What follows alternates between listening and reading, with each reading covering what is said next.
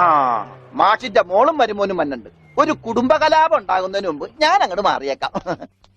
May മാസം 19 honeymoon തുടക്കത്തിൽ FBയിൽ തള്ളിയ ഒരു ചിത്രത്തിൽ ഇങ്ങനെ എഴുതപ്പെട്ടിരുന്നു: സമര കവാടം എന്ന വിളിപ്പേരുള്ളതാണ് സെക്രട്ടേറിയറ്റിന്റെ നോർത്ത് ഗേറ്റ്.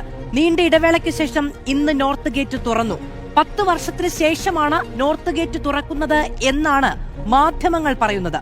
നോർത്ത് ഗേറ്റിലൂടെ പുറത്തേക്ക് ആ മാധ്യമങ്ങൾ പറയുന്നത് എന്ന എടുത്തു പറയലിൽ ഉരലിങ് ഉരുളട്ടെ ഉലക്ക ചെന്നടിക്കട്ടെ എന്നൊരു ലാഭക്കണ്ണ് അന്നേ പ്രകടമായിരുന്നു.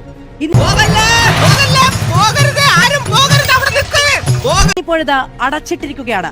കവാടത്തിൽ സമരങ്ങളൊന്നുമില്ല, ചുമ്മാ ഒരു രസം, ഒരു പൂക്കിത്തരം. വേറെയുമുണ്ട് രസങ്ങൾ.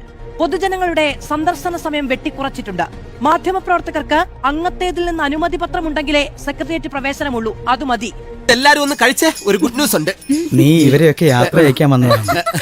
അതല്ലച്ചോ, എനിക്ക് ഏറ്റവും സന്തോഷമുള്ള ദിവസമാണ്. 10 വർഷം പറഞ്ഞതൊക്കെ പത്തായത്തിൽ വെച്ചിട്ട് ചോദിക്കുമ്പോൾ ചിരിച്ചു കാണിച്ചാൽ മതി, അല്ലെങ്കിൽ പഠിച്ചിട്ട് പറഞ്ഞാൽ മതി.